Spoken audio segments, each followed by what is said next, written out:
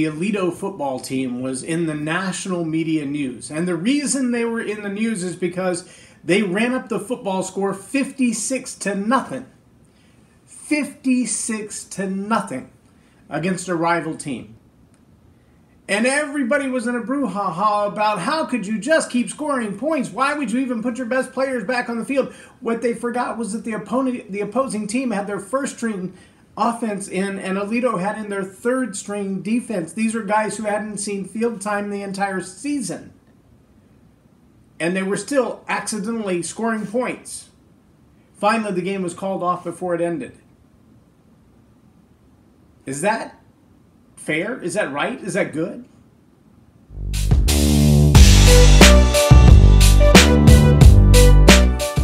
I'm J Loren Norris with the Leading Leaders Podcast.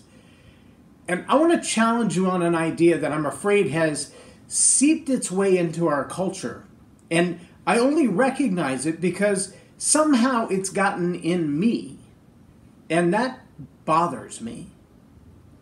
Now, ironically, I can look back through the course of my life and find that this idea has been in me longer than it's been in the culture. Which means it's probably some kind of a spiritual, psychological thing that gets impressed upon us early on.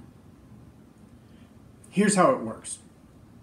We get that upper hand, we get that advantage, we feel like we are ahead of the curve, we're winning the game, we're leading the course, and we don't have the what you might call killer instinct to put them away, to be done with it. Yesterday, I really saw it come to a head. I was playing racquetball, and I've been out of the game for close to 7 years. I've played maybe 5 games in the last 7 years, until just a couple of weeks ago when we joined the gym.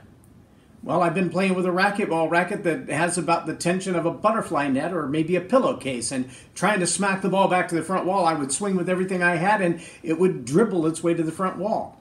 Now, I'm not the greatest player. I've never been an A-plus player. I've never been a sponsorable player. I've never been that good. But I have played in leagues, and I have played with guys like Mark Thomas and Chris White, where we would play 6, 7, 10 games at a time without stopping.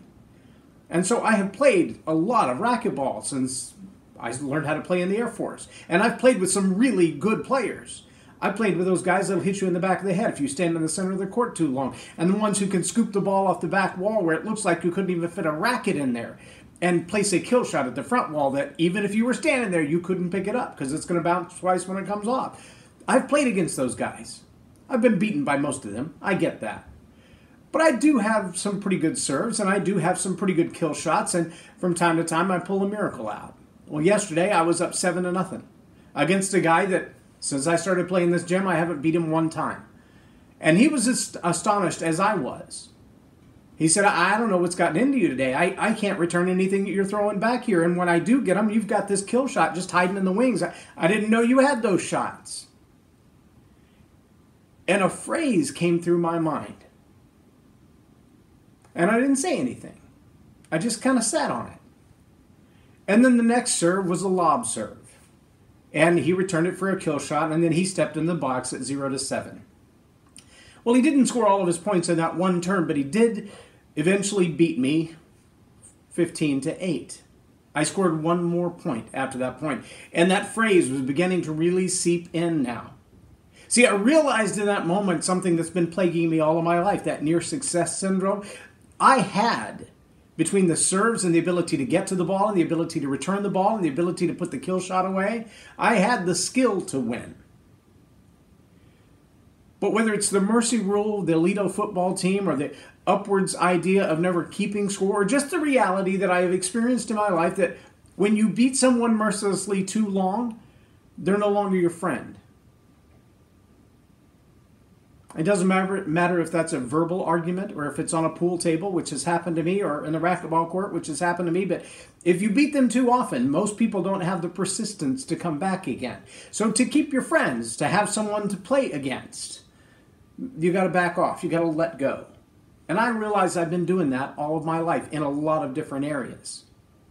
And I wonder if you two, as an organization, as an individual, find that you have the skill to win, but you don't have the will to win. You don't have the persistence to stay with it. Or maybe you don't have the skill to win and everybody is more talented than you, but you do wish that you could stay in the game long enough to have the winning chance.